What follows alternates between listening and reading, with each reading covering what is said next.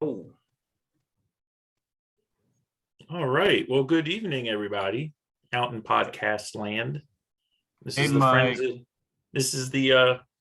Friends of Zeus podcast, and I think Zeus knows all the rundown of like where you can catch us. So can Friends you of hop Zeus in? on Facebook, Friends of Zeus on Facebook, Friends of Zeus podcast, actually.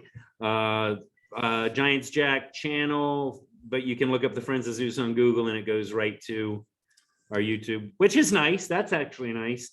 Yeah.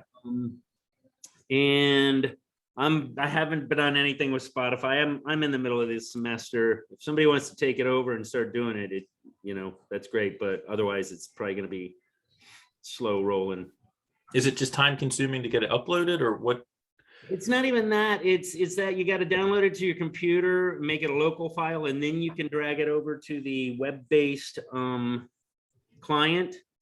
So it's just a lot of leaving the computer, coming back later when it's done, putting in the description of the show, which I've just been using the ones that Jack puts in. Gotcha. For it on the Spotify one. Yep. And that's about it. And we do have, I want to say, our website's not up yet, but I got the domain for the Friends of Zeus podcast, which is pretty cool. We'll get there. Are we on the metaverse yet with Zuckerberg? I don't know. Have you guys heard about this? Nah. That's probably like another podcast. So Facebook changed their name to Meta, like their parent company. So like Facebook is still Facebook, but just like Google, like Alphabet is the parent company of Google and all that stuff. So he's basically aiming to be the biggest landlord in augmented reality, like where you can buy space, build your home, meet people in virtual reality. And it's kind of creepy actually, if you watch the video, but anyway. Yeah, I'm not going to do that. That's where I'm going to draw my line. That sounds where the future is.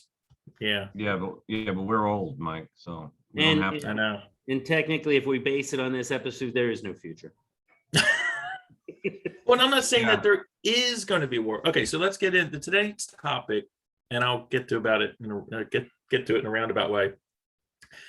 I spend way too much time thinking about like politics within the United States. Very, very kind of focused on that. And every once in a while, things that are happening outside in the world politically kind of creep into that. But I just never really focus on it. And I don't know if it's because like in our age, since 89, we've kind of not really had to worry about other people. I mean, there's been, not saying we haven't been in wars and conflicts and things like that, but no one's really been sweating it. No one's been thinking like Red Dawn's going to happen. People are going to be marching down, Main Street, Fairfax, Virginia or something. I mean, at least I haven't. It hasn't been something that, I've thought about. So anyway, I was like, well, let me think about that for a while. Like what's going on in the world? And I know, and this is not anything against, I'm not getting into Biden, whatever. I have my own feelings about him, but You're not going to have much to say. it's pretty objectively, it's hard to argue with. He is not viewed as a strong leader globally. I mean, I don't think Putin and Xi and these guys are quaking in their boots about, what Biden's going to do or what he has up his sleeve or anything like that for whatever reason. So anyway, so I just got thinking like, okay, what's really going on in the rest of the world? And again, I read about it a little bit, but there's a lot going on. There's a lot of potential conflicts, that I don't think in this country we really pay much attention to. And going back to just war in general, we grew up in a time, we're all Gen Z, where obviously World War II was over. You had Korean War after that before we were born, Vietnam War. Some of us may remember the very tail end of that, maybe. I don't know. I don't.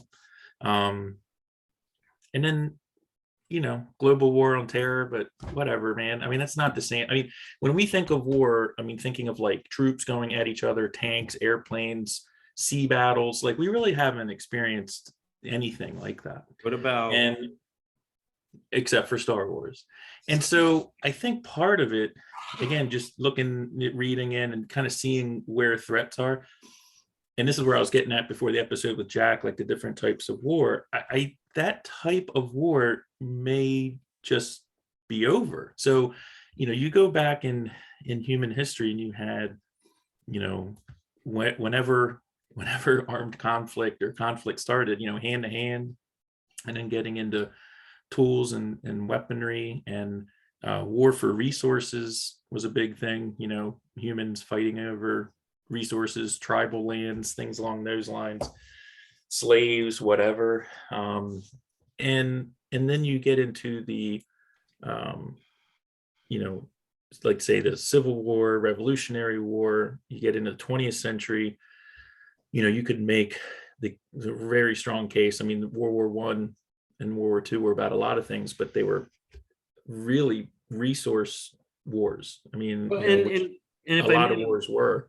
If I may, those wars actually were quite a bit more legitimate. You knew who the good guys were, you knew who the bad guys were.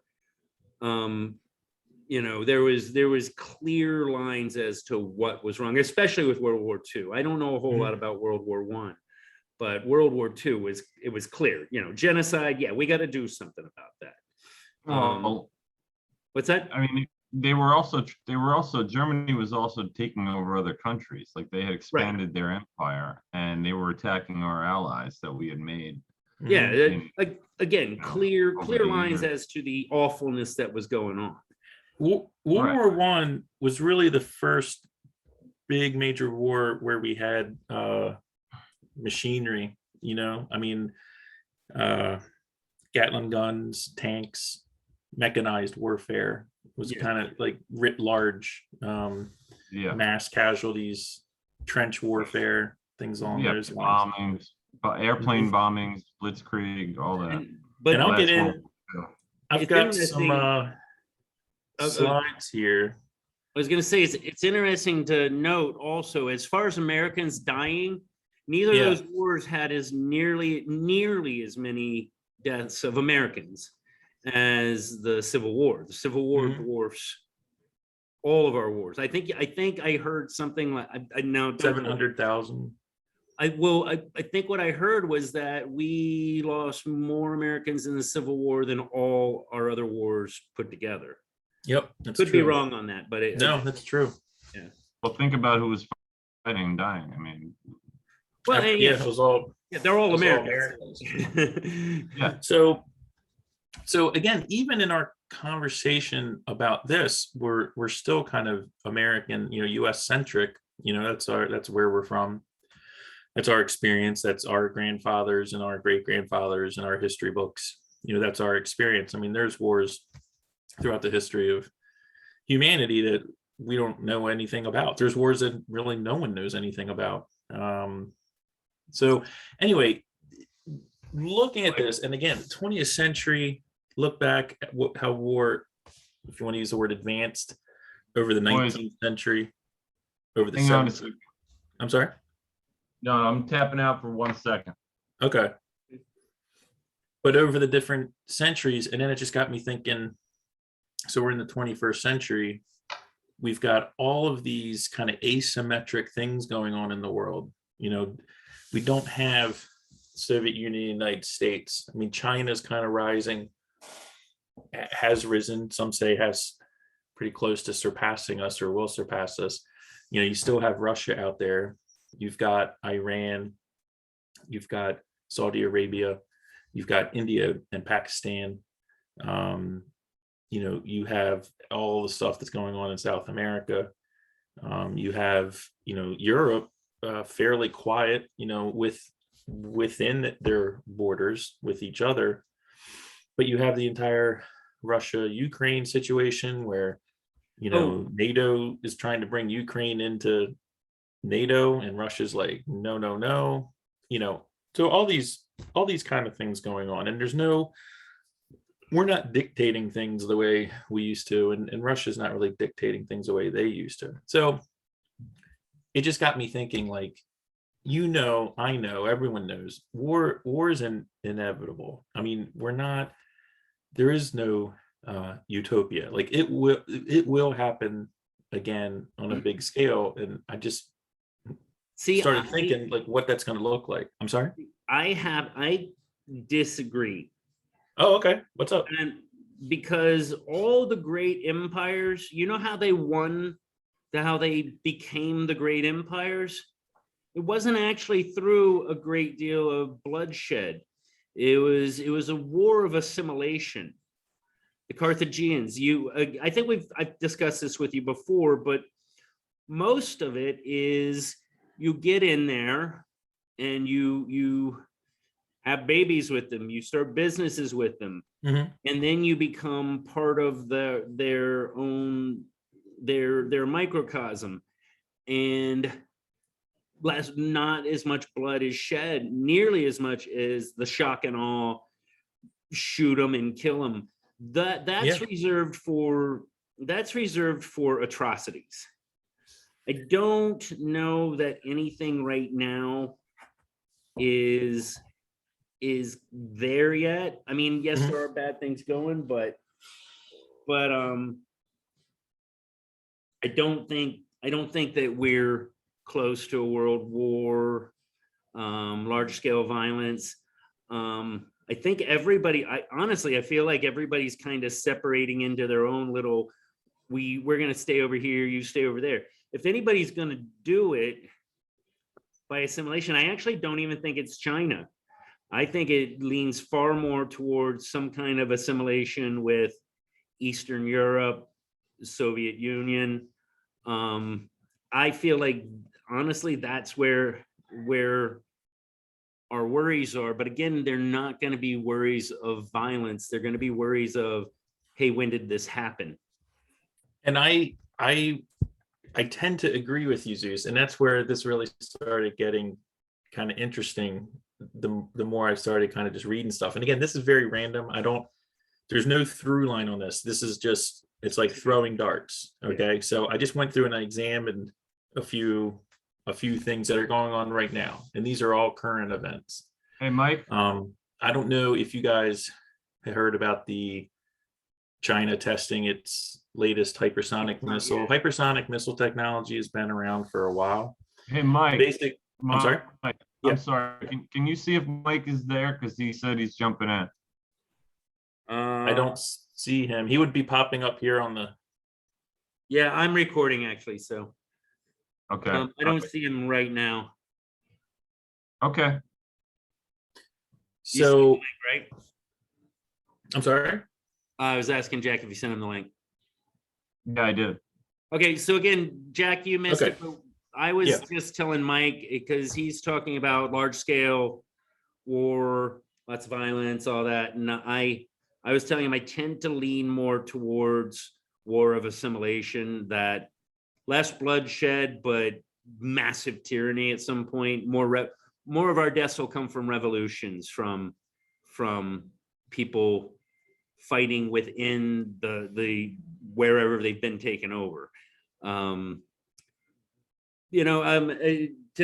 get a little nerdish here, we've all talked about seeing Firefly, right? The show Firefly. And there's a great little bit of, like, this gets pretty nerdy, so stay with me. Yeah. The reason why every once in a while they'll say stuff in Chinese on that is because the history within the show, the mythos, is that at some point China just took over the world, so everybody learned a little bit of Chinese. And the cast from that show, originally everybody based back on Earth. They don't talk about it on the show, but that's why everybody speaks Chinese, is because they assimilated into our society. And Well, no wonder that show got canceled. no, that show is amazing. Did you watch it? It was good. No. It's a brilliant show. It should never have gotten canceled. One of the best shows, best one season of TV I've ever seen. Wow. I've watched it probably 15 times. But anyway, back Hey, to Mike that. it looks like Mike is on. Hey, Mike. Yeah, hi, can you hear me? Hey, Mike. Okay. So Anybody? yeah, so basically, do you guys remember? And I'll get through this part with the hypersonic missile. Do you guys remember that game, Don't Spill the Beans? You guys ever have that? It was like a little red kettle, and you would put little beans. It was on a pivot axle. You take turns putting beans on it, and whoever put the bean on it that made it flip over would lose. That just made it's from the 70s. I don't know if you remember that. Anyway, I remember that one. No. I do. okay. So in the thing about this hypersonic missile, even though the Cold War, with Soviet Union and the mutually assured destruction, we thought was over, it's not really over. It's just been evolving. So the big dogs in the world, the big industrialized, militarized countries, it's a game of one-upmanship. It's, who has the best offensive weapon, who has a defense against it. And the United States really kind of has been putting the kibosh on threats of, a nuclear attack, because our deterrent is strong and we have the capability to knock these things out. That is with ballistic missiles. You cannot do that with hypersonic missiles. They're too low, they're too fast. They strike within like under 30 minutes of when they're launched. Basically, once they're launched, there's nothing you can do What about about them. lasers? I'm sorry? Lasers. What about lasers?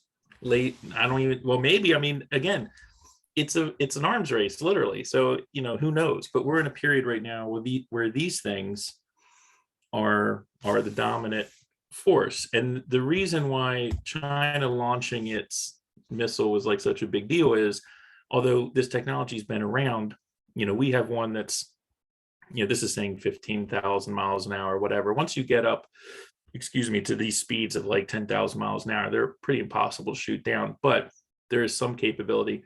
The one that China launched is 21,000 plus miles an hour, which is just ridiculous. It's basically, you can't touch it. And it can actually orbit the Earth repeatedly for like a long time. And then they can just be like, okay, boom, and like send it down and take something out.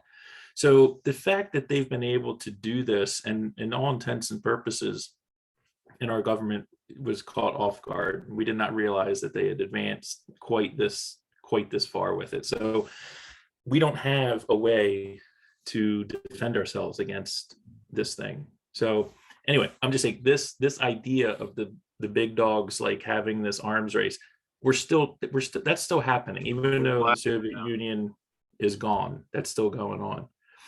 The other, and I know China figures in a lot of this, another type of arms race, the fact that we have, the Internet of Things, everyone's relying on technology, cell phones, everything in the world has microchips in it. Pretty much. It's ridiculous. And, we have supply chain issues right now with automobiles in this country that can't go to market because we're missing, there's a chip shortage. So one thing that I read, and again, this is from yesterday, and I did not know this. If you look down the second paragraph, Taiwanese companies supply 63% of global semiconductors. Now, these are used in toys, games, phones, but also in military weaponry, things along those lines, computers. Again, the idea that China is looking at Taiwan, the fact that although Biden said the other day that we would defend Taiwan, even though we have an ambiguous policy, but then the White House walked that back. It's not just the one China policy. There is a strategic reason to take over Taiwan. And I did some more reading on this, and apparently the technology it takes to make these chips is not, you can't just set up a factory and start making these things. It takes a lot of investment. It takes a lot of time. So the capacity that Taiwan has to make these things is not easily duplicatable. We've invested, I think I was reading like $21 billion in this in like the last year. Taiwanese companies have invested over $100 billion in it, and they're already ahead of everyone else in the world. And China's sitting there really, they're going to take them over. It's just a matter of when, just like they're going to get Hong Konged. So anyway, once you control that, this is, they're going to, I don't think they're going to get Afghanistan because they're not going to blow them up, but they're probably going to get. Why was Taiwan selected to be this chip capital of the world? Good question. So it's because they were entrepreneurial. Again, they weren't under Chinese control. They're their own sovereign nation, and they were entrepreneurial, and they had a lot of competition with Hong Kong and with Japan in the technology industry, and they just decided, hey, let's invest in this. It just seems to me like this was an excuse for the West to protect Taiwan, Could be. to set them up as a chip supplier to the world, so that But if they were ever invaded, this would be the world's excuse to protect them. that could be. I mean, and when I read this, it's a certainly a valid reason to protect them. That's for Right. sure. I mean, it's one of those things. If China were to take over, it would, and again, I'm not an expert, but it would probably be advantageous to destroy the capability rather than let it fall That's what I was just gonna say. into China's hands. Yeah. Because once you can, and again, in the next slide, I mean, they bring this up, if you are able to take this over, it's not just about having the capacity yourself, but also to deny it to others. Again, it turns into another resource. Again, during the 20th century, we were talking about oil reserves, gas reserves, rare earths. I mean, China has tons of rare earths, as does Russia, that they already control. So technology itself has become, in the 21st century, is a resource in and of itself, which is just amazing. It's literally a man-made resource. It's not something that's mined, right? It's something that's created, and yet it itself is a resource. So again, you can go in, there's tons of articles on this stuff, but just this whole idea of the semiconductor supply and the demand on it, they can't make them fast enough. And they're getting better. These things now are at the point where they're 1,000th of the width of a human hair, something like that. And they're like, next year, they're going to be 3 1,000ths, the thickness of a human hair. It's just unbelievable stuff. My old personal favorite, it's still coming back, like big they used to talk about it in the 80s, but the electromagnetic pulse, right? So sort of the poor man's way to attack David versus Goliath here. So if you set, the thing about an EMP is you don't have to destroy anything. You can set one of these things off 200 miles over a country. If you set it off like 200 miles over central United States, it would pretty much take out the continental United States as far as the grid or a majority of the grid, electronics and things like that. And there's people, if you want to go down that road, who theorize that it would result in like casualties of like 90% of the country if something like this were to happen over time. I think it would basically do what Y2K was supposed to do. It would shut down hospitals.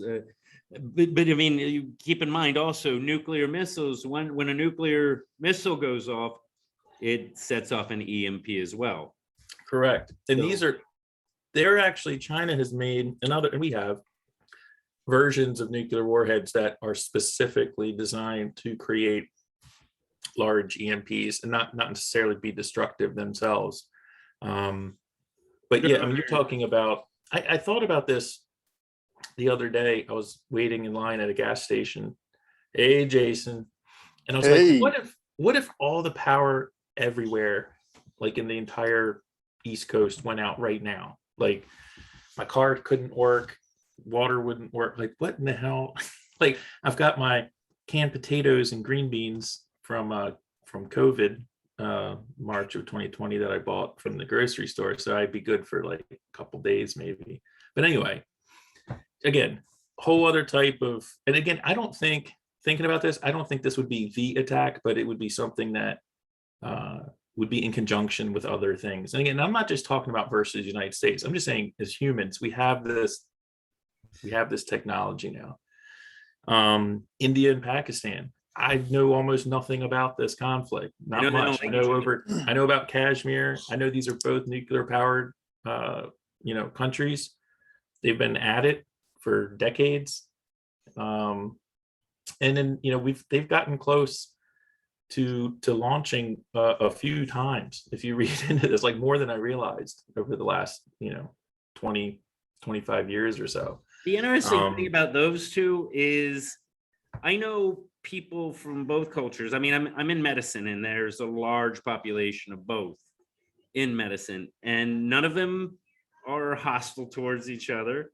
Um, they're they're very similar in a lot of their social structures, like, you know, friendly people on both sides. I've always found them to be a fascinating. It's just a fascinating story as to why do they. I mean, I'm guessing most likely religion, because you know that's what always causes the religion and money. You know, biggest cause for hostility between two people or two. does anyone have the 411 on this conflict, on the whole Kashmir thing? Well, Kashmir, that my buddy's wife was Kashmiri, and apparently just that hunk of land is really desirable. It's resource rich. It's beautiful. It's it's from Very nice sweaters. Yes, Yeah. yes, and it's yeah, and the song was written by Led Zeppelin lived there. actually it was probably written by some guy that lived in a shack in Louisiana, because, well, let's not get into the Led Zeppelin hate. But yeah, no, so I know that it's mostly about that chunk of land. It's very much along the lines of like Nepal. So Yeah. the thing I find interesting about this conflict is I know almost nothing about it. It's between, I think, the second most populous country and its neighbor, who are like sworn enemies. And it's almost gone nuclear like a few times. And like I know nothing about it, which is kind of frightening. I mean, again, we're so focused on what we're doing, you know. I mean, there's other countries out there that have very serious issues with each other that don't really care what we're doing or what we think. I mean, they're kind of fighting their own battle. I mean, India and China have been fighting. Have you heard about that over in the northern, The mountainous region, yeah. in the Isn't that the mountainous? Nepal thing? And is it Nepal? I think it is. I think it's Nepal. And they have an agreement where they won't use firearms, so they like beat the shit out of each other with sticks and stuff, and kill each other. That's the way to do it. I mean, it's been going on for years. Yeah, and think- the Chinese soldiers, they're not used to that, the height, you know, it's real high up, and they're not used to it. They're not acclimated to it, so they pass out. I'm just You saying. know, the lack of oxygen. You know what I mean? Yeah. Yeah. I So think- a lot of them just pass out, and Actually, I think the next world war is going to be LARPing. They're just going to Could be. run at each other. well, going, you know, two damage.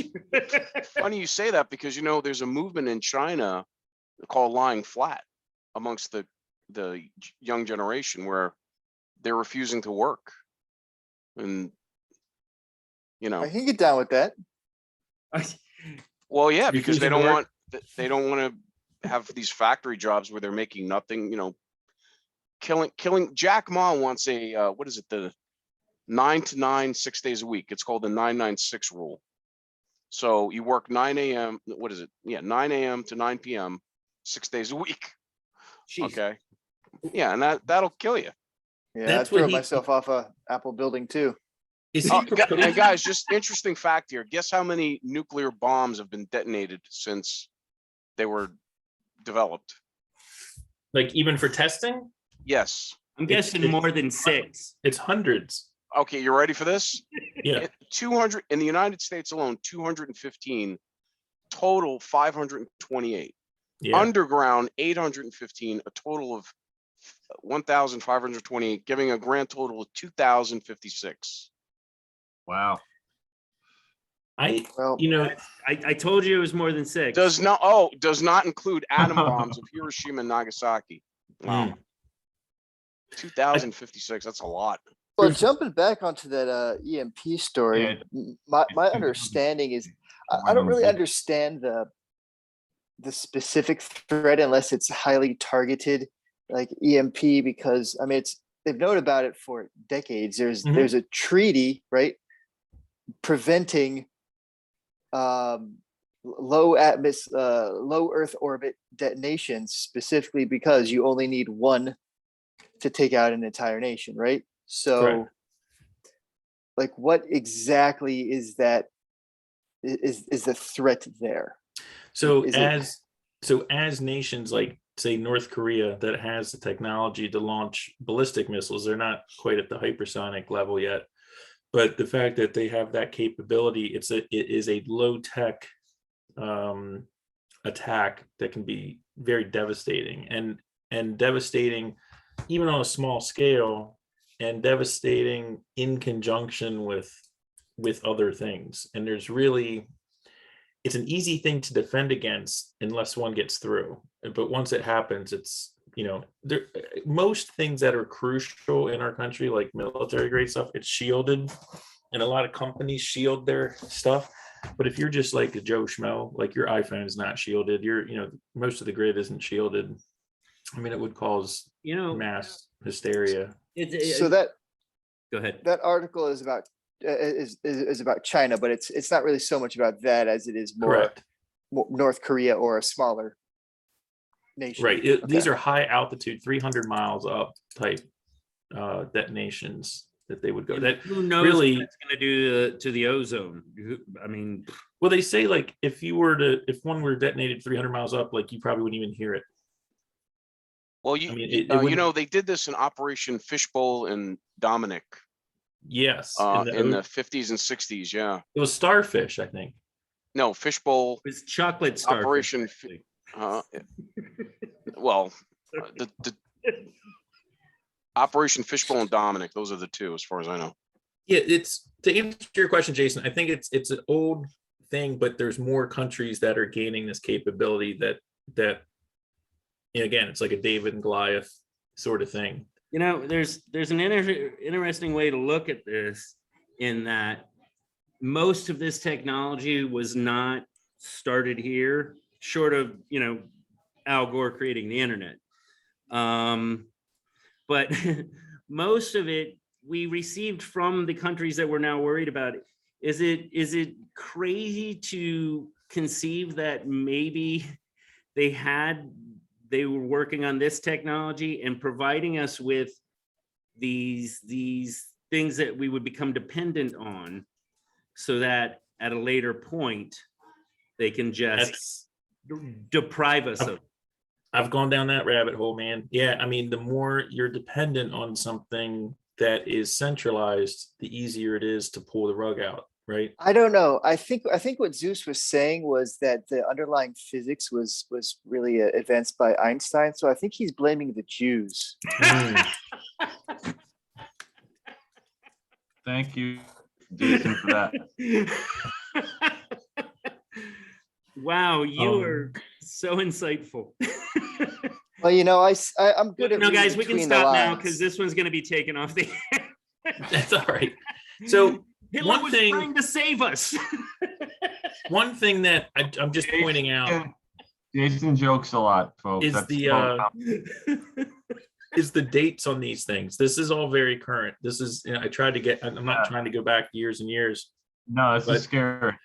But so Ukraine, Russia, again, I know a little bit more about it than India, Pakistan, but there's still a lot I don't know. I do know that, Russia looks at NATO as a huge threat. And the fact that, once the Soviet Union fell and the West kept NATO around, Putin has taken a lot of umbrage at that. It's sort of like, okay, we're gone and you still have this force against us, He looks at it as very provocative, and NATO has all these quasi treaties and deals with Ukraine.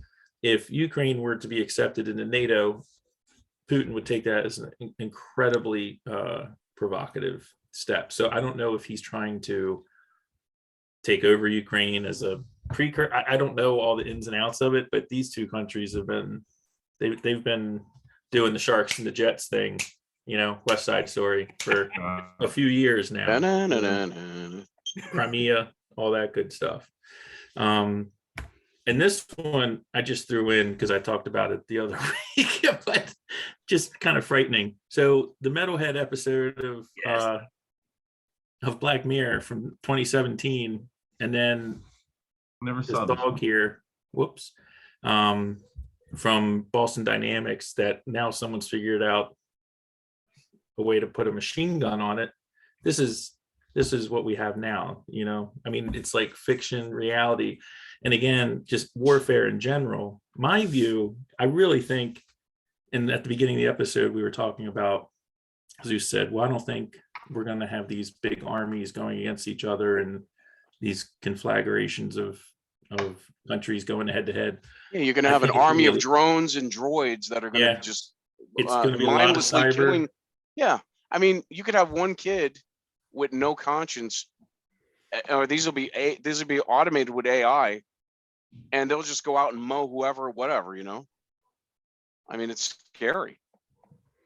And you're talking about, again, you get into the whole thing of like, you tie this back into things that loop back to the semiconductor shortage and who has semiconductors, and you can just make these things by the hundreds, right? They don't even have to be, they could be easily defeated, but it's just like the same thing with drones, right? Drone swarms, but in mass, they can't be easily defeated. You know, they could be, anyway, I but saw putting something weapons on these things. on a sonic weapon recently that they say can like cause your bowels to go scurry. Interestingly enough, it sounded like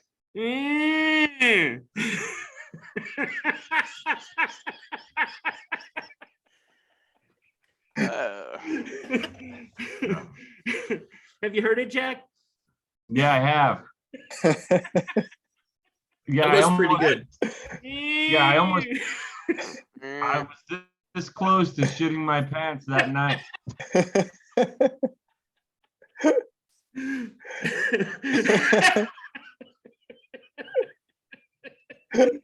Frightening, right? I didn't even catch it much until Tom did the little video, and then I mean, I heard it, but a lot of times I miss things until until I watch them. But Yeah, that's well, beauty the other of it. one, Did you The happen other- to have? Did you I'm happen to sorry? have a picture of Boston Dynamics Atlas robot? Oh, Atlas is cool. Oh, look yeah. one up here. God. Bear with me. There's, but say, so I'm Mike, and I'm not disagreeing with, not Mike, I'm Florida Mike. I'm not disagreeing with you. I just, when I was talking earlier, and I don't want to keep repeating it because then it's just going to be me saying this same thing over. I think that the next war is going to be far more about, we're going to go, when the fuck did this happen? It's going to be a war of assimilation, where we've just taken on all these things that people don't have to die. It might even be their argument later that, hey, look, we changed the world and nobody had to die. Look how great we are. There it is. Unbelievable. Wow, oh, it's Did you crazy. see the video of this one dancing? It's ridiculous. Was that real or was that like? No, that was you real. said- From my Okay. understanding. Look at that. Yeah, Look how fluid it is. yeah. Well, we're getting snippets. I think it's too much for the Now, did you see the one where the army soldier had this? It was a suit that he climbed into, and it gave like it. He could lift incredible things. You know, like. Did you see that one? nah. It was Oh, it like gave him, something like, out of super strength. Aliens. Yeah, and he could like lift 500 to 1,000 pounds, and it's just yeah, like something out of Aliens or something out of what was that the second movie where she puts on that, she climbs into that thing and you know she fights Like a the mobile queen. forklift. Yeah, right, yeah. It's like Iron Man. Or what was that movie? Avatar, something like that. You know, where the So- soldiers are in those. Yeah. Yeah. I just don't think, like nuclear war, when I was a kid, I was terribly fearful of it. Day after scared me for fucking 2 decades. But the more I think about it, these people are the people that have their hand on the button per se. They're all about gathering and getting more, and they, you know, we can say all day long that for them it's their religion or money, maybe money, but mostly it's just about who's got the biggest dick. And I don't think they're going to blow up all the shit that they wanted to accumulate. It just, Always- Always I comes agree back with- to that. Well, when you Agree with go, that. you can read, oh God, what was his name? Bill Joy, Wired Magazine. He sounds like a happy guy. No, Bill Joy, Wired Magazine. He's a tech guy. And he said that they had a meeting, all the tech billionaires had a meeting. And they basically said, well, because everything's going to be automated, you're not going to need all the people in the world to make things.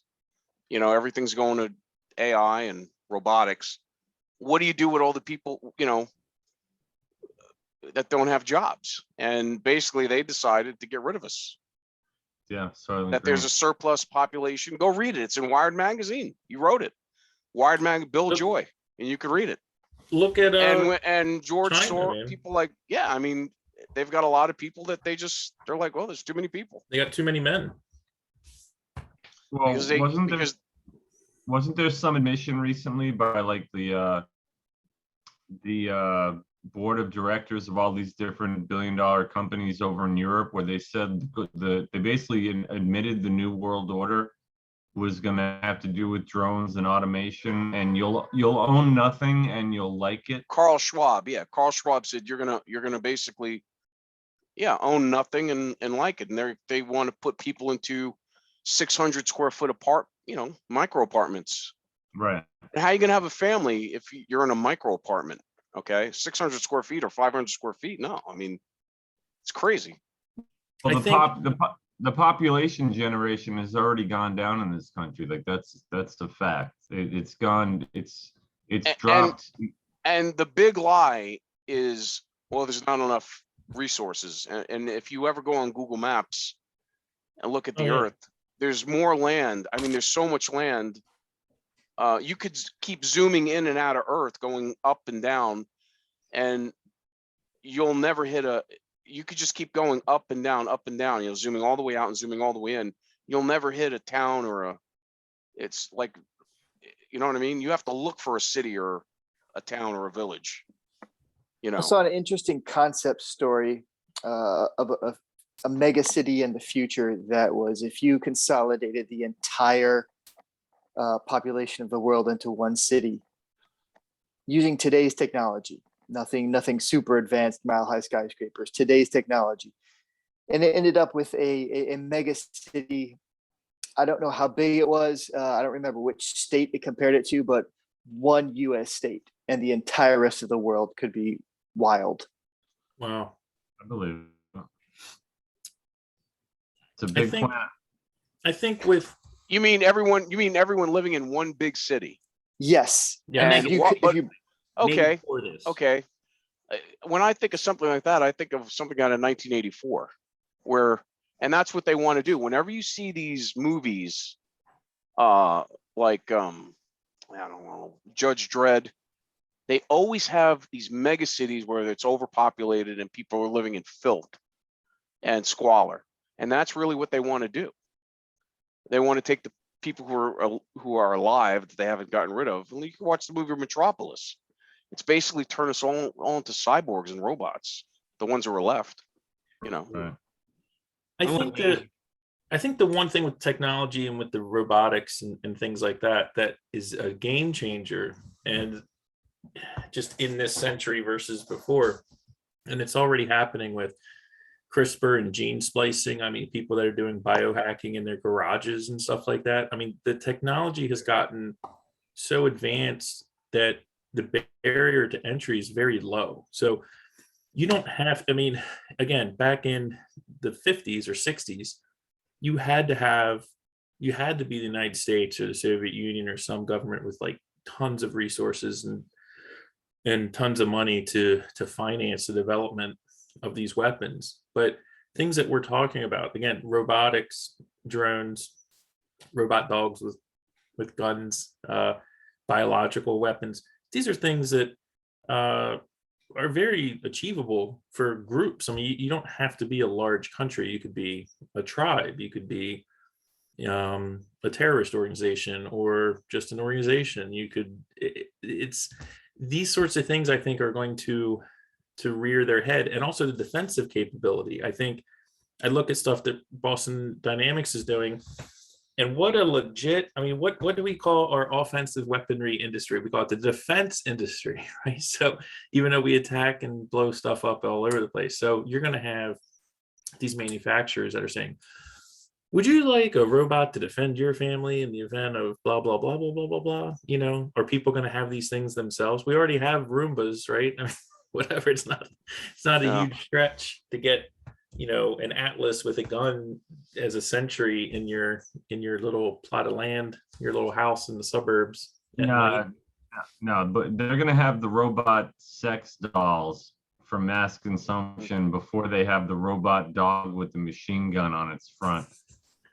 You know what I mean? Like they've been working on that shit too. It always They know comes, yeah, that's always first. They know the consumer, Mike. Yeah, I mean the whole sex industry is the spearhead. Man, it's hard. It's a minefield tonight. But of almost any technology, I mean, you look at books. That was a nice set.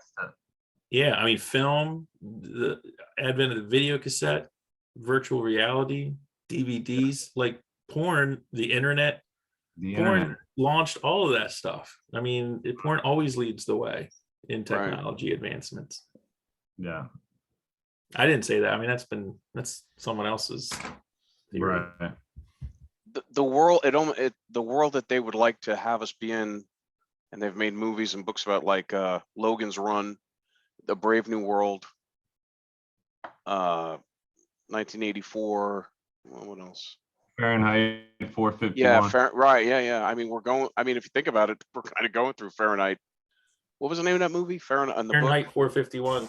Okay, yeah, with the wokeness and cancel culture, getting rid of statues. Yeah, but in that book they had like those robot dogs and shit too. Like that was out of Ray Bradbury's brain too. They were like the enforcers. They were like the police. Remember the guy?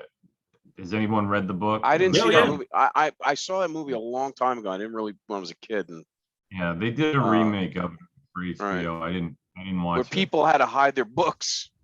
'Cause Yeah, they would have police come to your house, and they would, like, if they found any books, they would burn and them. they'd have those robot dogs. And isn't it interesting that they named that Nook Kindle? Like they named it Kindle, you know? Yeah. I never thought Because of that. once they digitize everything, think about this. Once everything goes digital, they could change the words, Absolutely. and they could edit. 100%. Yeah, I mean, you know, and they could, and, you know, yeah. I mean, George Orwell. You know, if you control the past, you control the future. Oh Yeah. yeah. Analog books, man. I mean, those are probably going to be gone.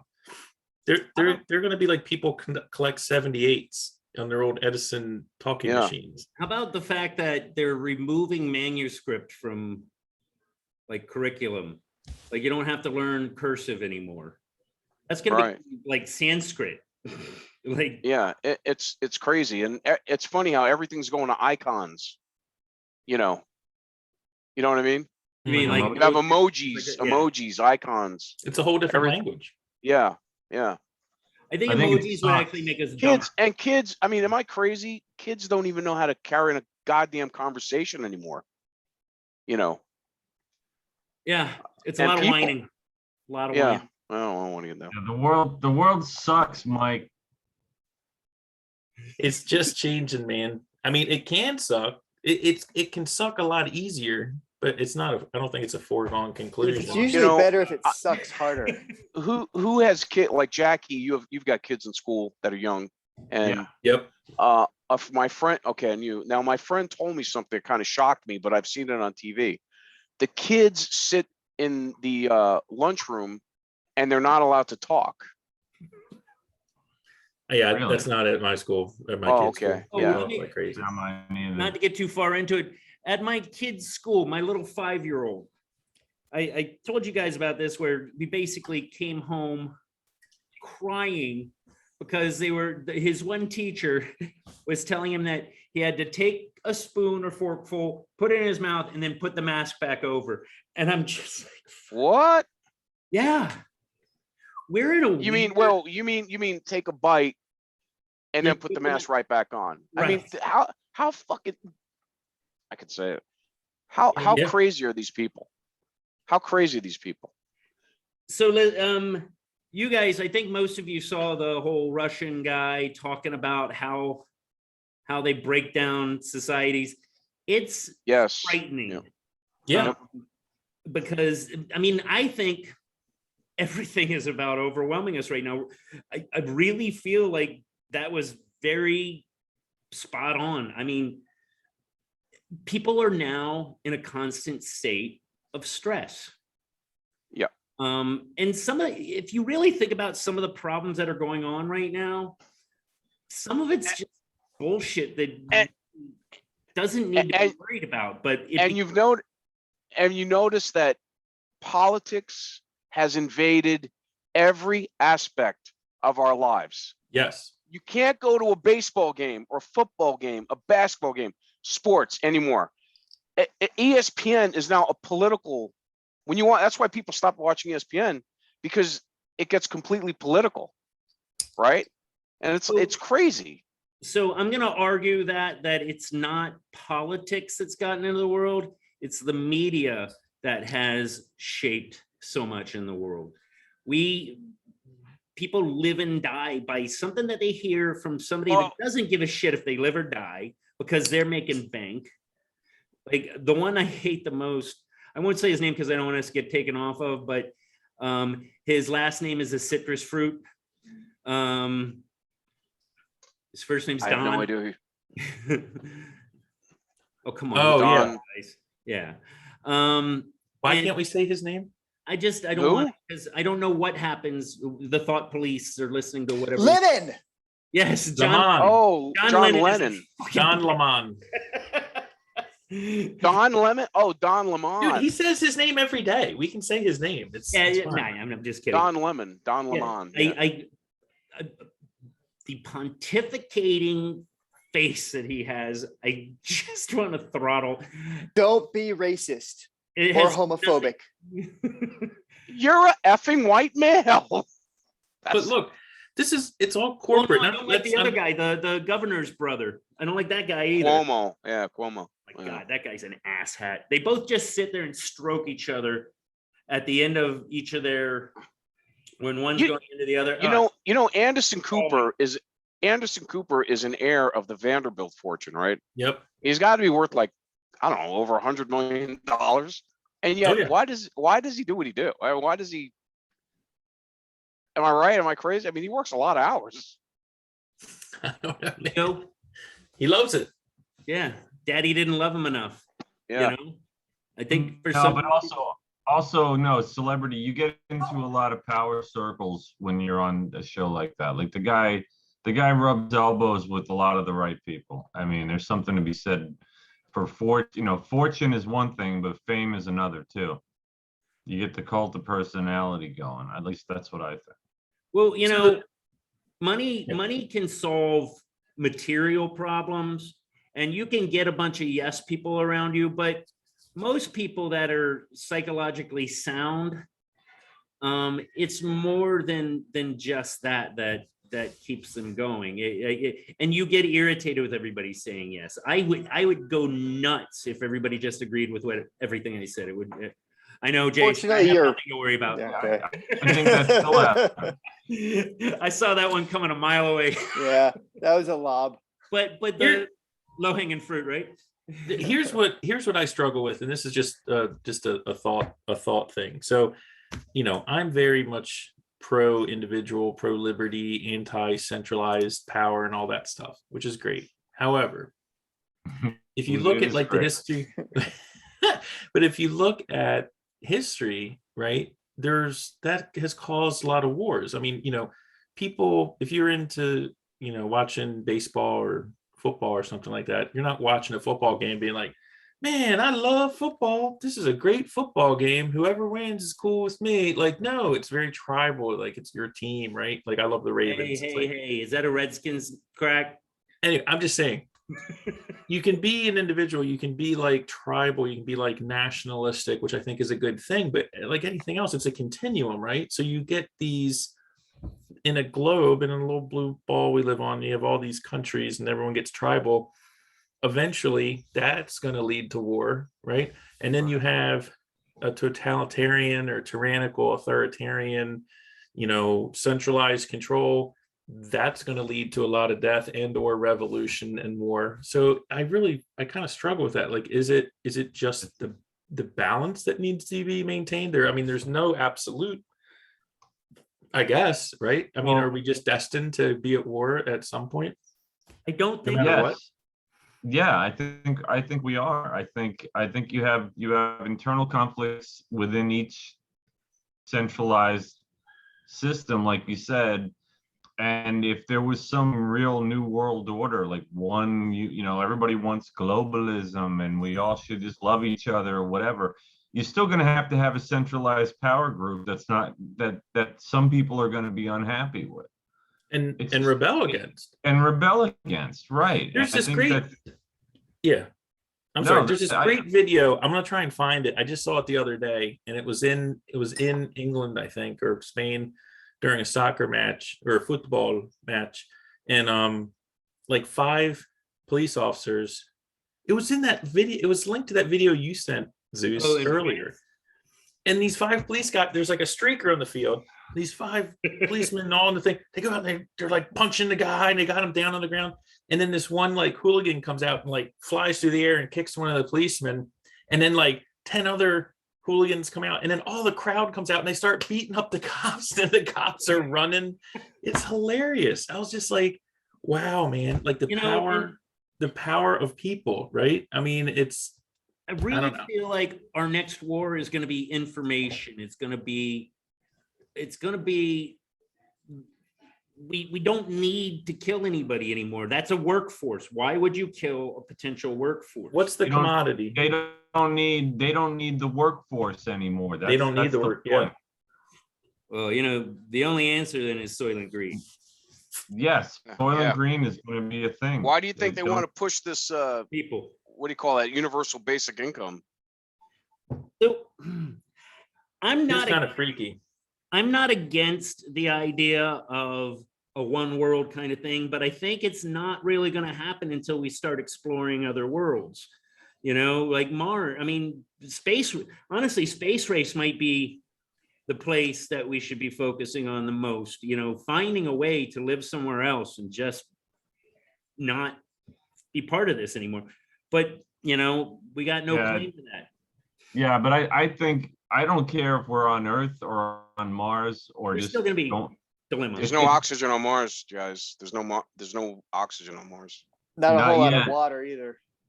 Yeah, and the Oxygen's gravity, they overrated. say they say the gravity isn't the same. So I'm if you just- were to go to Mars, it'd be a one-way trip. You couldn't come back because your body would, you'd be like all.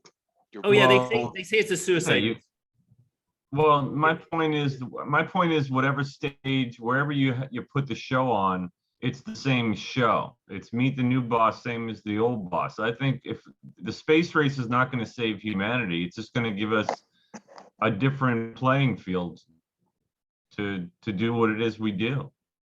I don't think it's going to be like peace, love, and peace. I don't see that. It never has been. I mean, the whole utopian ideal, it's a It's an crock, idea. man. I mean, Yeah. look, if you want to see how capitalism and competition is superior, and I'm not the only one that said this, I heard someone say this, like walk into a grocery store and see the variety. You've got like a million types of bread. You've got produce from all over the world. You've got 16 different types of spaghetti noodles. You've got eggs that are large, extra large, double yolk, like whatever. And then go someplace that is a authoritarian, run by an authoritarian centralized government. You'll be lucky if you get an egg, right? Or like one type of spaghetti sauce. Look how many Right. vehicle choices we have. In other words, there is a societal benefit. We live, the 5 of us right now, live better than kings did 500 years ago. As far as like creature comforts, running hot water, food choices, Yeah, doing podcasts. doing podcasts. I mean, Porn It's- websites. the advancements, when On people are like, oh, it's always the same, we have come so far. As a Can't stop species. bitching. They just can't stop bitching. Exactly. No, but also, Mike, it is so good here. And then you just going back to the whole issue with war and why people are willing to die for certain causes. It's like the immigration crisis we talked about before. There's still a lot of really shitty places in this world where people see the way they live, the way we live. And they're like, why can't our government and our system be like that? Because Like, they're we want- megalomaniacs. Well, right. And they try revolutions, and sometimes those revolutions work. Sometimes they work. Okay, in Costa Rica, I found out if you own a business, if you have an employee Costa Rica. in Costa Rica, okay, if you have an if you Yeah, have an don't- employee, No, Mike, don't shit on our parade. We love Costa Rica. That's what I'm saying. I'm going there, man. That's where Zeus and I are Mike retiring. and I have been talking about it for a while. Me I already too. got a place. We're gonna buy a bunch of silver, so we have. No, wait a minute. Let Hey, him no, rain no, on you it. wait a minute. Okay, sorry. but I was just gonna say in Costa Rica, and I just found this out. If you own a business, your employees, if depending on how long they've been there, every year, they get a percentage. They're by law get to own a percentage of the business I'm actually just fine by with it. working there. I think Well- that's a great idea. They're more invested. But it's not the government's business to dole out, though. You know, so they're all Well, you're telling me if you started a business, a restaurant, let's say, and you put in $20,000, okay, your money, you hire a cook or whoever, you hire a person. Within 1 year of them being there, they get a percentage to own your business, and you're paying them to be there. It's not like they're working for free or saying, I'm going to work this amount of time and you're going to compensate me by giving me stock in the ownership. It's like you're going to pay them and they're going to own your company. allow me to retort. Go ahead. Here's where okay, so I work on a psych unit. Oh, there it is. You're gonna like this.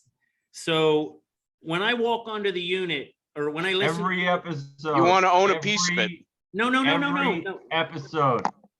not every episode. Yes, every one. Every episode. Listen, but this is an analogy that you'll appreciate.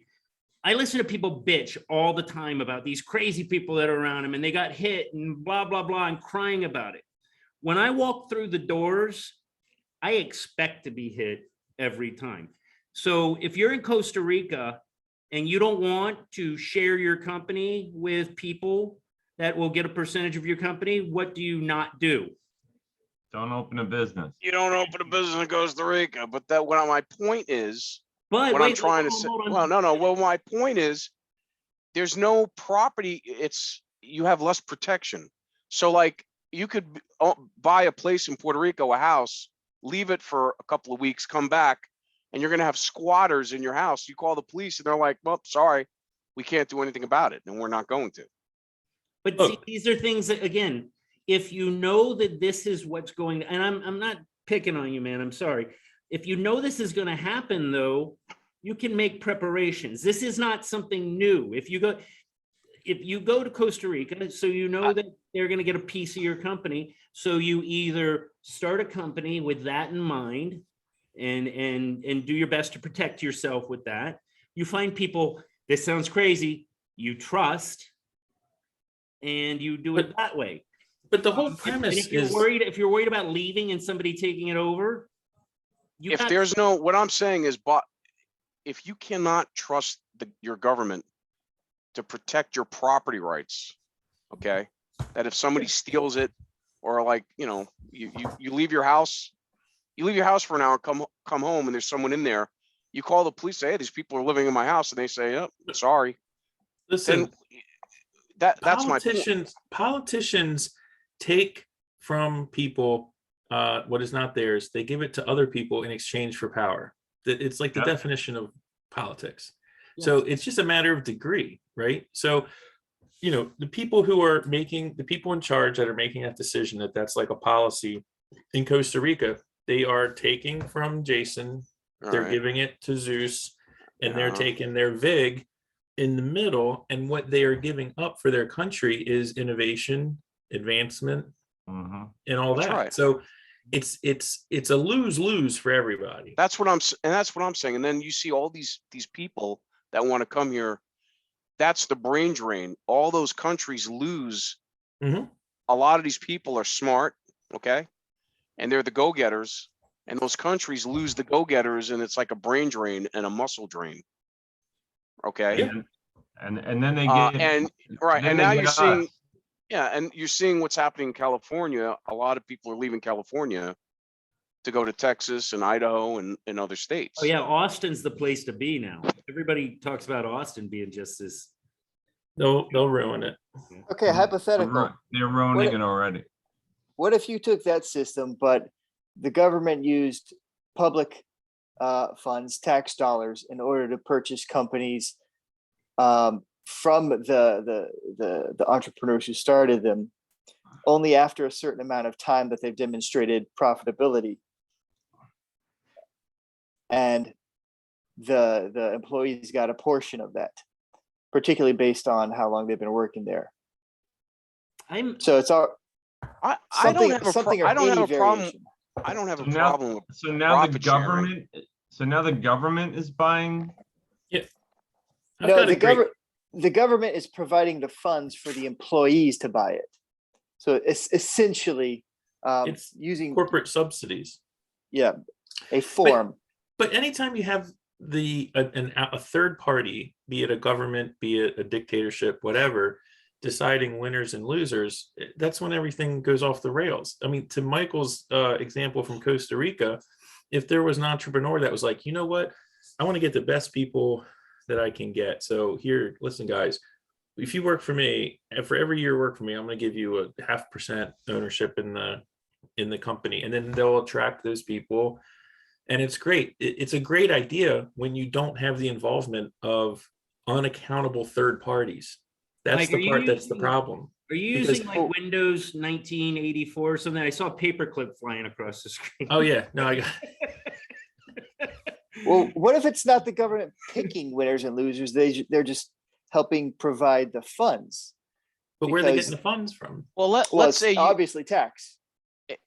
most businesses are small. Most I people. mean, Well, what I was just going to say is, most businesses are small businesses. The majority of people that are employed work for someone, that's 50 employees or less, right?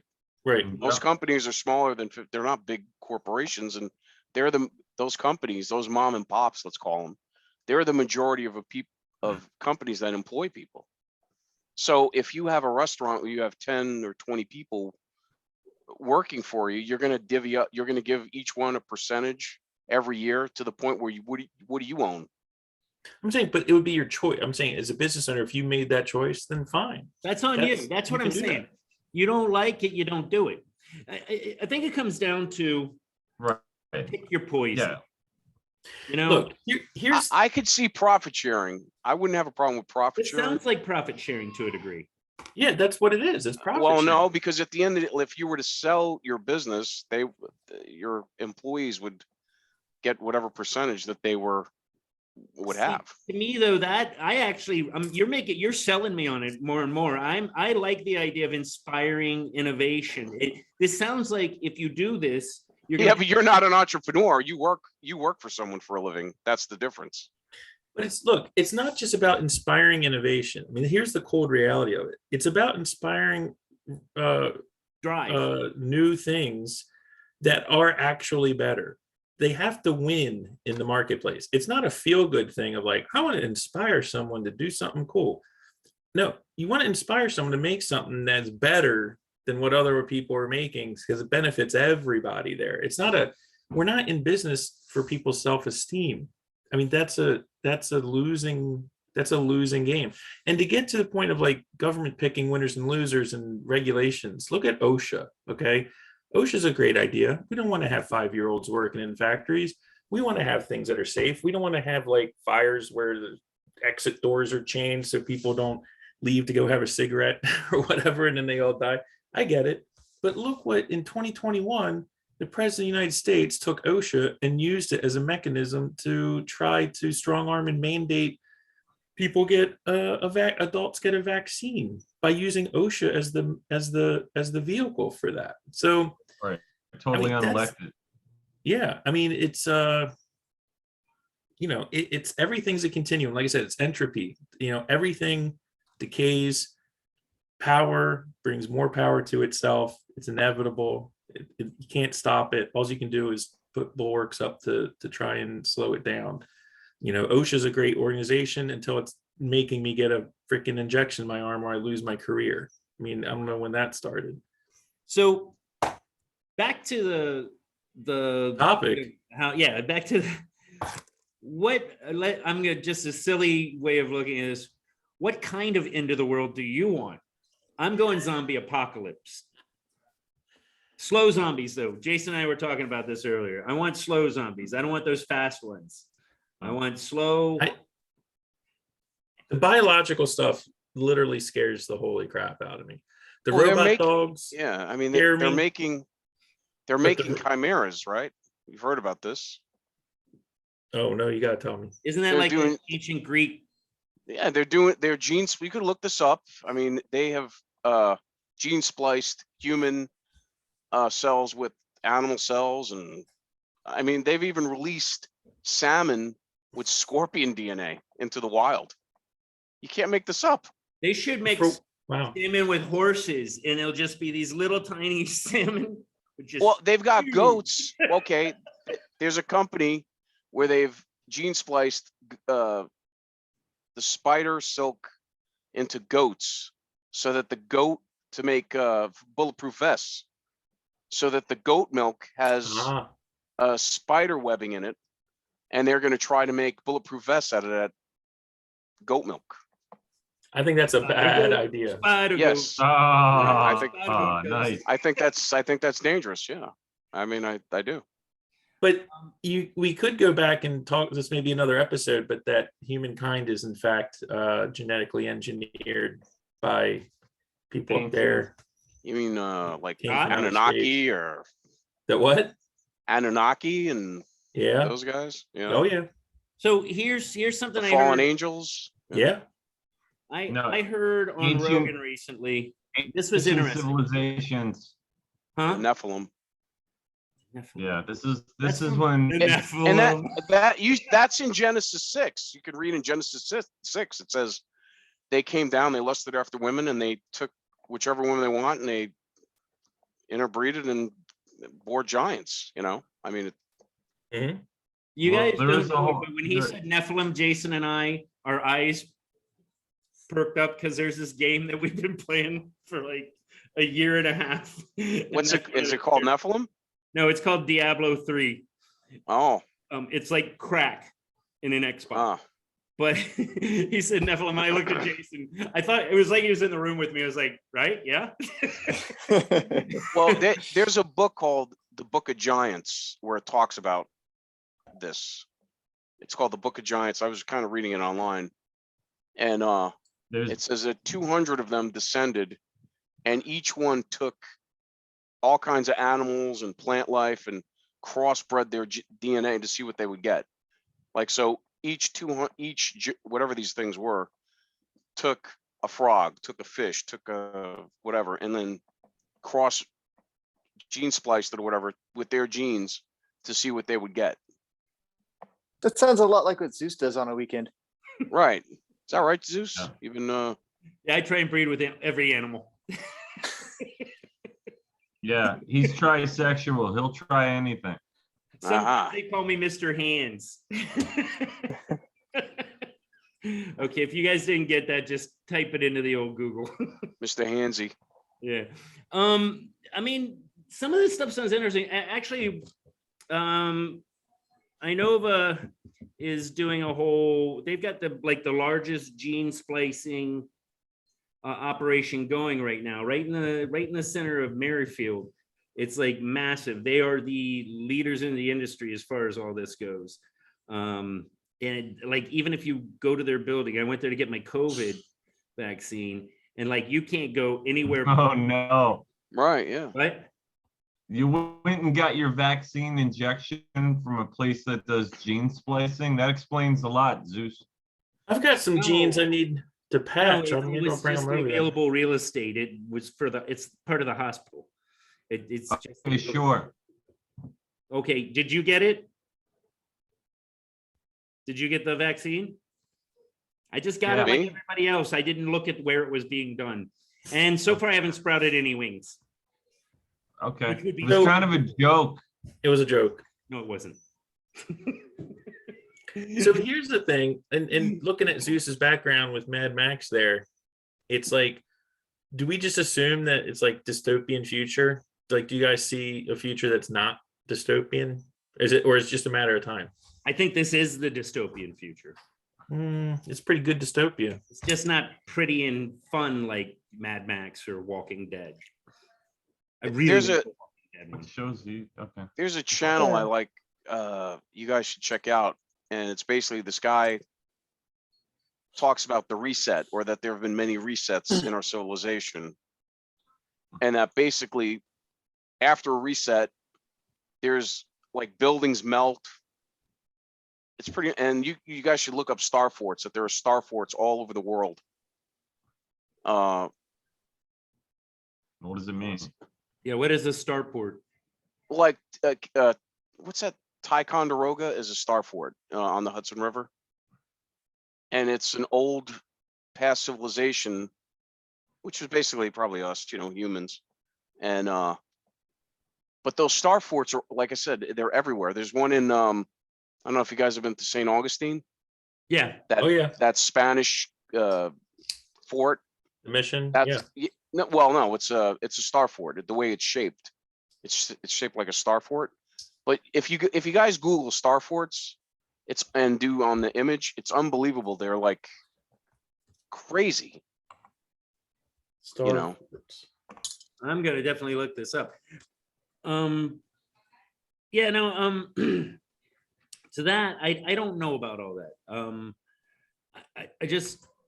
I feel like, again, I think we are in the dystopian future. It's just not, again, it's just not the cool, like the way we romanticize what it's gonna be like, be That it Mad Max, yeah. right now, when that movie came out, gas shortages and all that were part of the zeitgeist, and that's why that movie, because there was this like synchronicity with how the world was then. So next Yeah, crime too.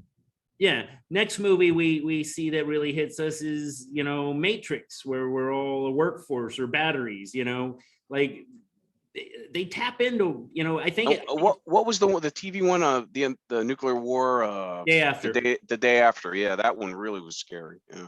Yeah, I don't think the day after would go over nearly the way it did then. Now I think we'd just be like, nobody's gonna do it. No, I think it's more likely to be that EMP thing you guys were talking about before. Yeah, and that might be your hard reboot. That might be maybe. I mean, What was the Kevin Costner one? The Postman? Waterworld. Waterworld Postman? too. Yeah, the Postman and Waterworld. He did too, right? I mean, again, we've a common theme we've touched on is, and I've said for years, is we're always 48 hours away from complete pandemonium. And the earlier episode we did when the gas pipeline was shut down and Mhm. people using Home Depot buckets to put gas in, I mean, that was like a matter of days, man. I mean, it is not a far-fetched thing. I can totally imagine like a week without They say groceries. we have 5 years of oil reserves. That's what they say. But you got to get it to the people. No. I'm I mean, saying it's here. It's in yeah. Texas, right? So, and the strategic oil reserves. they're in. I think they're in. Yeah, they're in Texas and Louisiana, right? I'm just saying we're so interconnected, but we're so interconnected that our individual resourcefulness has been blunted. Yeah. Like we talked about this before. Like if you guys had to go out and kill a squirrel and eat it, could you do it? Fuck yeah. Could you If I had to. catch one? Dude, I I'll can't catch kill my one cat, man. squirrel Are and you, then grab it by the tail and beat the other squirrels with its dead are you body. gonna know how to dress it and all that stuff? No, I'm I just It's a saying, couldn't. little bonnet. people used to Yeah. know how to do this. Do you guys People used to know how to do this. at the end of World War II in Germany, 1/3 of Germans died? hmm Did you know that? 1/3 of Germans died in World War II. During the war? Both civil, yeah, By 1/3 of the end. Germany by the end. By 1945, 1/3 of Germany went bye-bye. German Yeah, citizens. I don't doubt it. And They are efficient. they every farm. Sorry, Jason. I can't believe you're laughing at this. All the farms were pretty much like just people went to eat all the farms anywhere where there's food, and it's just like they stripped them bare. Well, that's what happened. And with the that's why we Russians had too. to feed send food into Germany. Well, all that those guys. happened. That happened in Russia too, but we weren't there to fucking feed the people. They lost like Yep. 100 million people. It's happening in North Korea right now. Exactly, but that goes back to Mike's point though about if the shit hit the like what happened with the wars was like the farmers basically were killed. The people that actually knew how to do stuff were taken out, and the food was taken by the people in power, and then everybody else that relied on those people that knew what they were doing, they just starved. And right now, if all of us had to just go out and feed ourselves and be survivors, how many of us, like Mike asked, really know how to do that? Yeah. And I can tell you for myself, I'm screwed. Like I don't know how to do anything. I don't own a firearm even. I couldn't go out and hunt a deer if I knew what to do with it had I killed it. I mean, like, and that goes for most people in America and in the world. Like, how many people really know how to tinker? You'd have to And- leave you'd have to leave the cities and the towns and go into rural. See, I think areas, I think we're far I'd more like to do that resilient than anyway. that. Well, no, we some- would be scavengers. And Some that would be. that channel is John Levy, JONLEVI, John Levy, on the reset, and he does pretty interesting work. See, All right, cool. I'd like to think, I mean, for instance, with at home, I've really been thinking about getting a gun based on the way everything's weird, but I also, So, I'm going to be taking my son out to learn a bow because I think it's a good skill to have. I'm not thinking into the world stuff, but I do like analog to a certain degree. Like a bow is something I can't make a bullet, but you know what? I'll bet you I can figure out how to make an arrow. Bro. You know what I mean? Well- I think this group, all the people that have been involved in this show were to actually have that happen and we were able to connect, I think we'd do great. I'd Actually. eat you. What? I'd eat you. Again? Yeah, Zeus, that's all meat. Let me tell you You where go to first. We'll give you a little potion to help pick you up, and then we'll take care of the rest.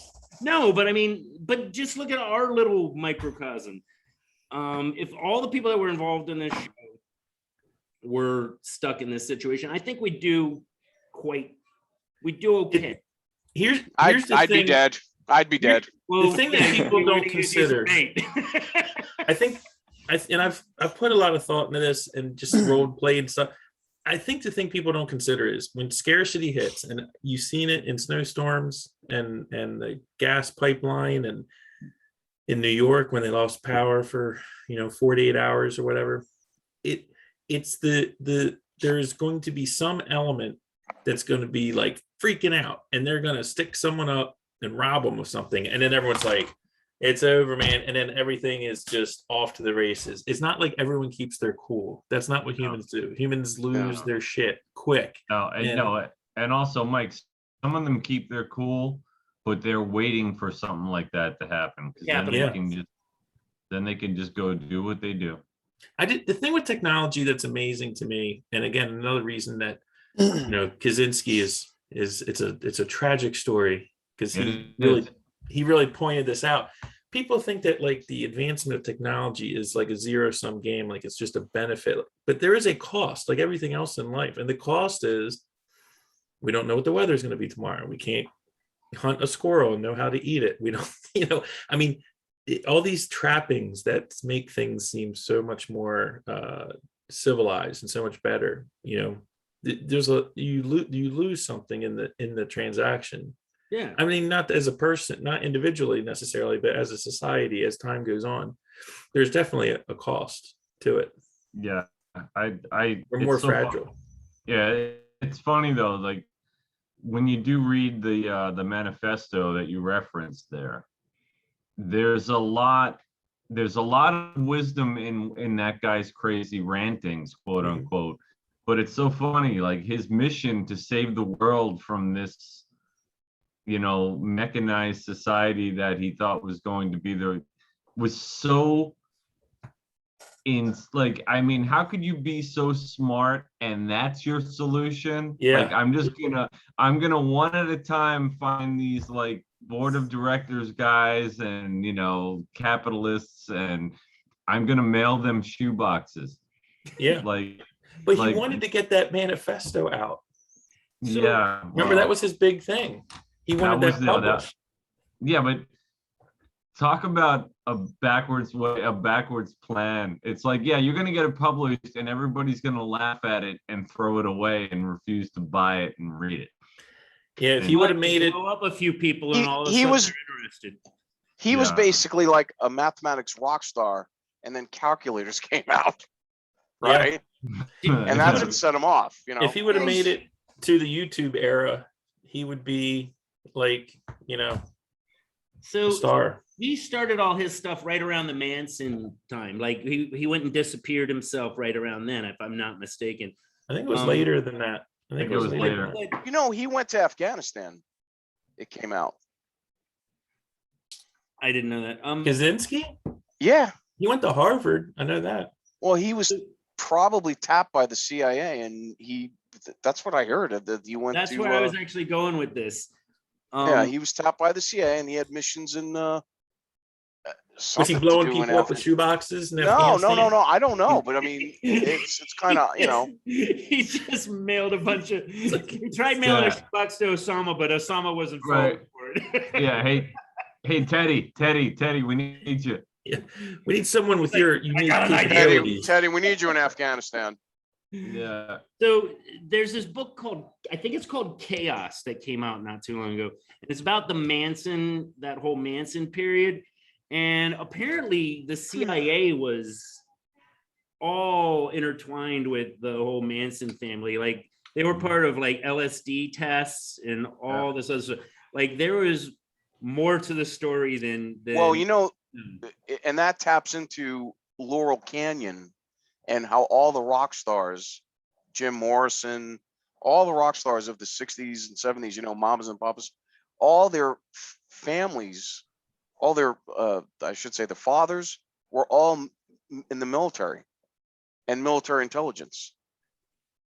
Well, and Okay. Jimi Hendrix was a well received soldier as well, if I'm not mistaken. I'm not that. But I don't know. but somebody, you can look up Dave McGowan's work on that. But remember the Asian guy in the movie, Almost Famous, the character Ben Fong Torres, okay, who worked for Rolling Stone magazine. I never saw There was a writer named Ben Fong Torres who was Asian. Okay.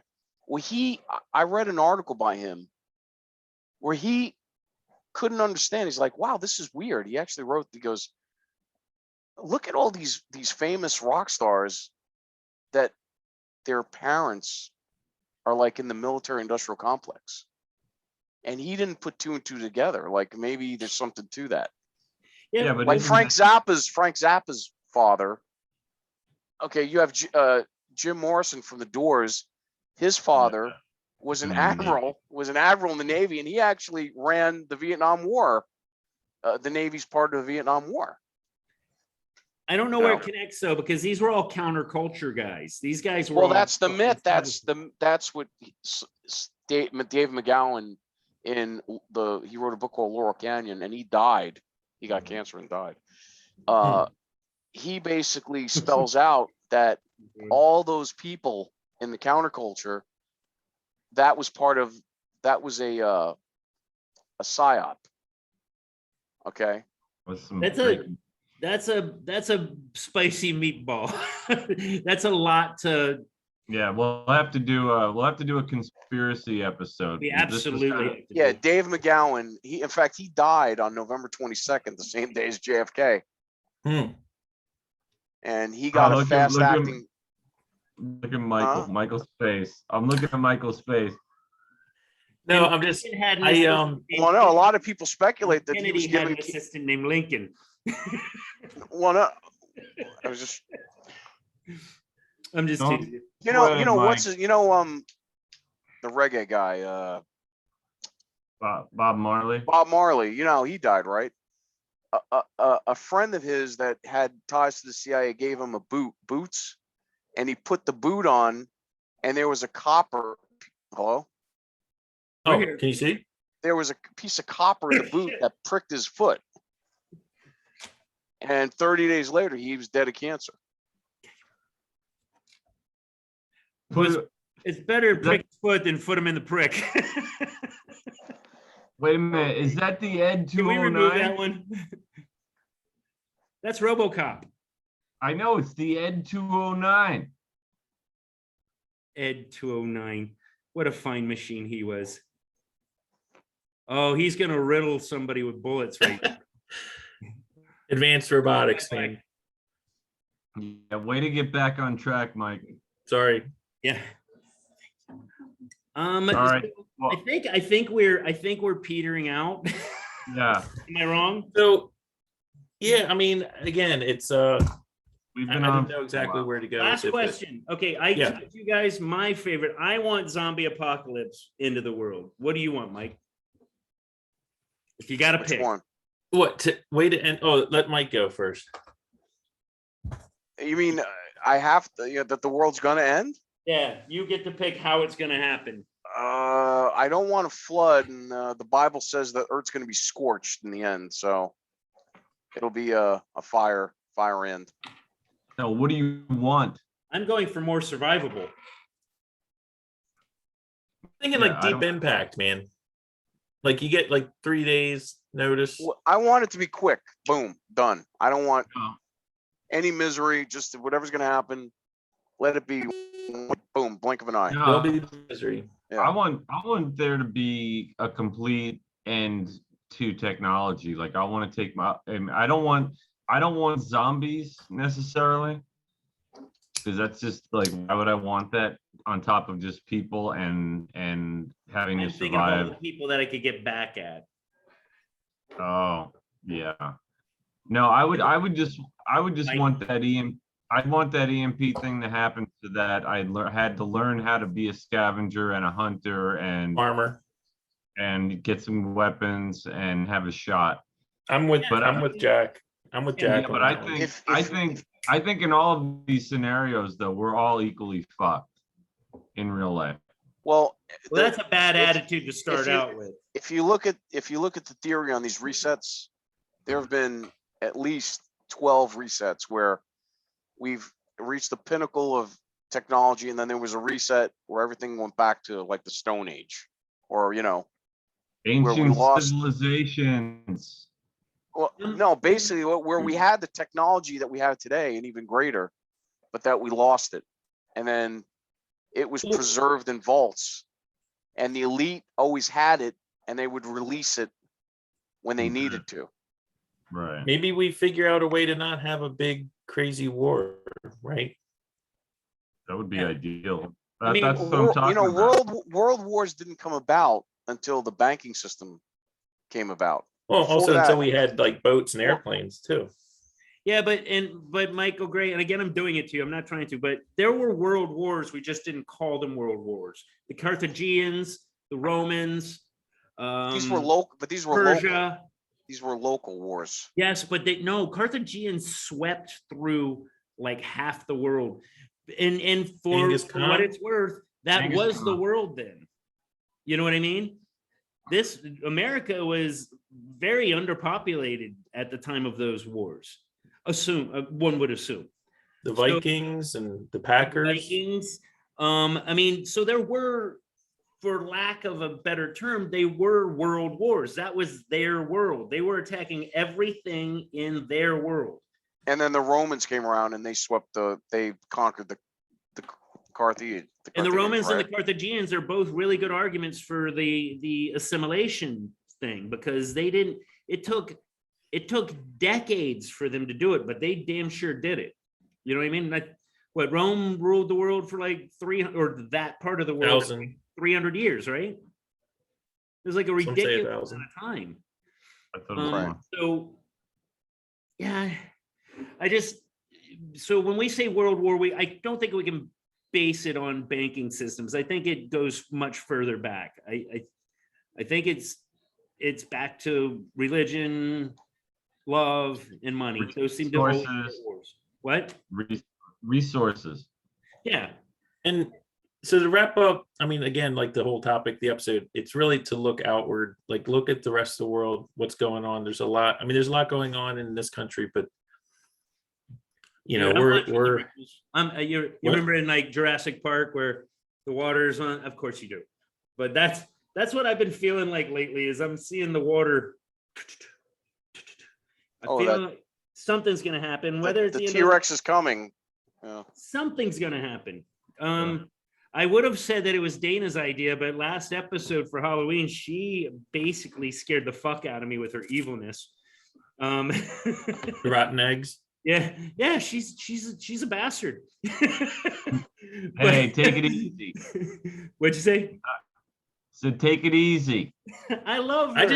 I just like the fact that she Well, was it letting just them took get me- rotten. Like I had heard people do that. I'd totally forgotten about that whole concept. That's a Oh, great she idea. made she let eggs out so they would get rotten so she could You- throw in somebody. Yeah, I had heard that Oh, before. It's man. been years. You know Well, what? you Like, bury them. You would bury eggs, right, for like a couple weeks, She, but then they get sticky and they get stinky. Who that would want to Here's touch that? something, and we're going back to what we've learned, and Jack and Zeus and Mike, I don't know. So we're all like city folks here.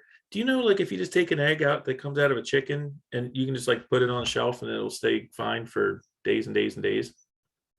yeah, It's not until you clean them that you have to refrigerate them. yeah. Right. Big I didn't know that chicken. until like a year ago. Yeah, but if you take the refrigerated eggs out and you put them, let's say, under your bed for 5 months and you don't disturb them, the Right. smell doesn't do anything in your, like, it doesn't start to stink up your room. They start to rot from the inside. Oh, They're stinking inside the shells. interesting. I did not know that. But so when they break, then that's when they're stinky. Yes. Okay. So here's Jag was saying take it easy, but it was very funny to listen to. She was last episode my favorite person because she was so giddy about throwing it. Like if she would have I ended her know. story with When did she with do the that? Clockwork When she was a Orange kind kid? of kicking them to death Mischief thing, Night. it would have shocked me either. When she was a It's- kid, she did that. Yes. We used to call Wow. it moving night. Moving night, but Mischief Night, that's right. That's mischief what they call night. it. I never did that. We never Hey, did that, Jack. boys. Yeah, we Yes, did a sir. lot of bad stuff, Mike. The what? We did a lot of. Oh, I mean, I never rotted eggs, so Yeah, no, I just think I never appreciate rotted it. eggs either. Yeah, that was a whole new low. Well, I think we. I don't know where we went with this episode, but again, it's just But I some stuff to think about. Yeah, So- I think it was chock full of goodies, but I think we've been on a little too long, boys, and I think it might be time to wrap things up. look up John Levy's channel and look up Star Forts and look up Operation Fishbowl and Operation Dominic. And Bill Mike- Joy. Michael Gray, figure out a day Yeah, that and you then want Bill to. Joy the Wire. Michael Yeah, Gray, Bill- figure out a day that you want to do this again, but you hit us with like your biggest ones. If you know how to do PowerPoint or something, set us up with something that we can look at along with it. But And get an avatar. check out Yeah. Vibes of the Cosmos channel on YouTube. It's really interesting. He Yeah, just he's put trying something to- up now that's fascinating. Jesus, we're wrapping things up. Mike, he's telling you. come- Sorry. All right. Adios, boys. All right, see you later. Adios, muchachos. Mike. Yes, sir. Oh You no, still on here? Mike. What? Stay on for a Hey, second. there he is. All right. All right. Good night, boys. Hey, All right, don't Mike, Jeffrey stop Tubin me. recording. Stop Don't recording. Jeffrey Tubin. Hold on. We stop recording?